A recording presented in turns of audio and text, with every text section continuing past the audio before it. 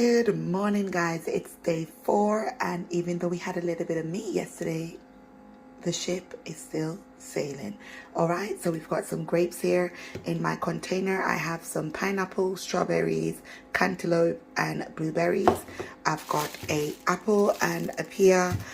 I've got 64 ounces of water,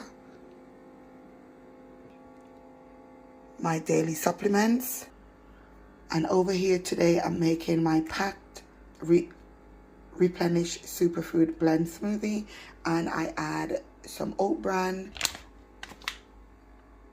collagen, turmeric, and matcha. I do this to all of my smoothies. It's packed with so many antioxidants. So this is it, guys.